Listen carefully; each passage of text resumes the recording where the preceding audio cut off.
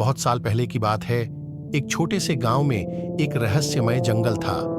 लोग कहते थे कि जंगल में रात्रि के समय एक यक्षिणी रहती थी जो अकेले लड़कों को अपनी ओर आकर्षित करती थी और उनकी लालसा को पूरा करने के लिए उन्हें जंगल के अंधेरे में खींच ले जाती थी। एक दिन गांव का एक युवक नामक आर्यन ने यह सुना और उसने इसे केवल एक किस्सा माना। उसके मित्रों ने उसे डराना देने के लिए कहा कि ऐसा कुछ नहीं होता और उन्होंने उसे चुनौती दी कि रात्रि के समय वह जंगल में जाकर देखे कि क्या सच है। रात के पास आने पर आर्यन ने अपने दोस्तों के साथ जंगल की ओर रुखा। जंगल का माहौल डरावना था, लेकिन उन्होंने आगे बढ़ने का निर्णय किया। जंगल में चलते हुए एक अजीब सी गहराइयों से निकली अदृश्य आवाज सुनाई दी। चंदन की महक और यक्षिणी की अजीबोगरीब कहानी सुनकर उनकी कड़ी रुखाइयों को बच्चों का खिलवाड़ मानते हुए वे आगे बढ़ते गए। एक छोटी सी रास्ता उन्हें एक सुंदर तालाब के पास ले आया, जहां एक सुंदर यक्षिणी बैठी थी।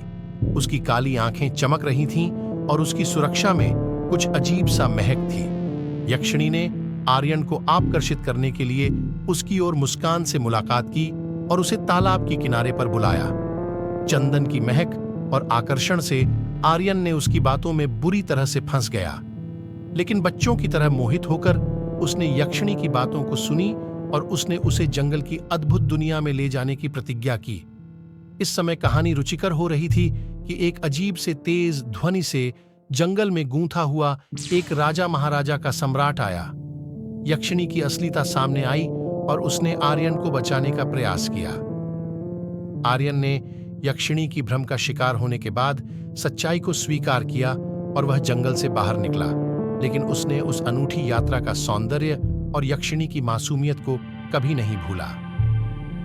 इस कहानी से हमें यह सीखने को मिलता है कि आकर्षण और मोह से बचने के लिए हमें हमेशा विवेकपूर्णता और सतर्कता बनाए रखनी चाहिए, क्योंकि कई बार चीजें वैसी नहीं होती जैसी हम सोचते हैं।